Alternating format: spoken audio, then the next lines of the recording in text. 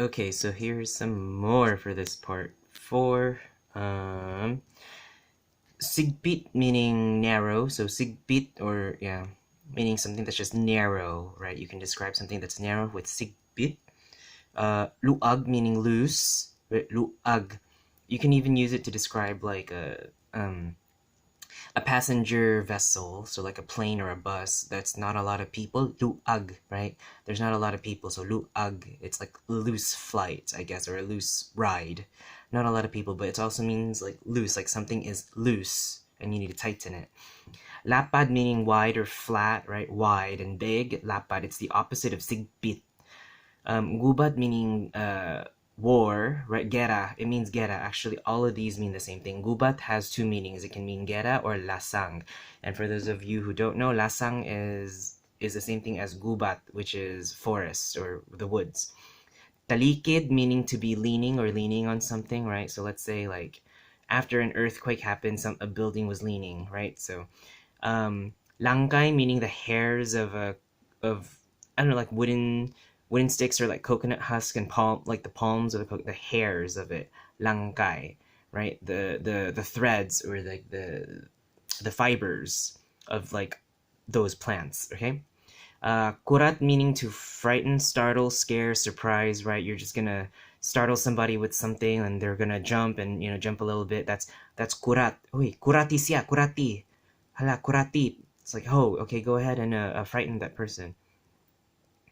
Ukab meaning to open, but it's open in a way where you're lifting things and removing it, right? You're doing something on the lid or like taking out a box, like lifting out a box or something to open. That verb is specifically ukab. Now you can use abre, which is just to open in general, but ukab is that specific verb to just unravel and unopen a box or lift something by removing something, the lid or something, to open something, right?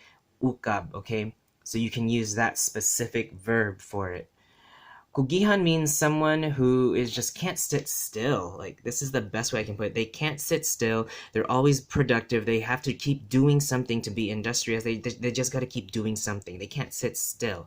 They're always on the move and just, I don't know, they can't take a break. They just have to be productive somehow. So, or to keep doing something somehow, right? So they can't sit still is the way I can describe kugihan, right? Kugihan.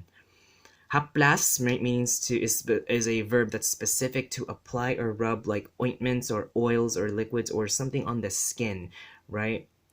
So you're just rubbing on the skin, you're just applying something on the skin, whether it's an oil or an ointment or a cream, right? Haplas, that's this verb that's specific to just rubbing and applying it on the skin.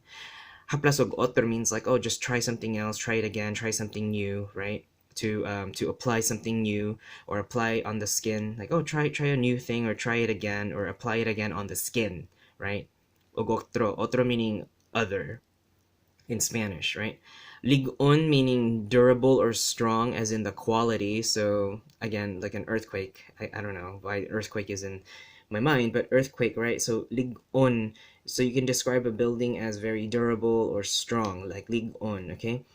Pagod meaning burnt or roasted or toasted, right? But this pertains to like food mostly. So you can have like roasted or toasted food that was like overcooked, right? Pagod is that's the description for it. Lubog meaning murky, like dirty water, right? Water that's like really dirty from the canals or whatever, right? Dirty liquid. Laton meaning tambol, but laton and tambol can mean the same thing. Laton is actually a container or like a drum where you can store like petroleum or liquids or something like that, right? That's laton. Tambol just means drum, right? Like it can be like a percussion kind of drum or just like a drum for storing liquid, right? So drum, right? Or a container kind of drum. Laton is specifically just the container, but not like a percussion. Sulay meaning to try something, to test out something. Hey, let's give it a try. Let's test it out. Let's just try it. Sulay, right? Litok meaning to pronounce or enunciate. Litok, right? Litok meaning to, how do you pronounce something? How do you enunciate this word? And sugyo meaning recomenda or recomendar.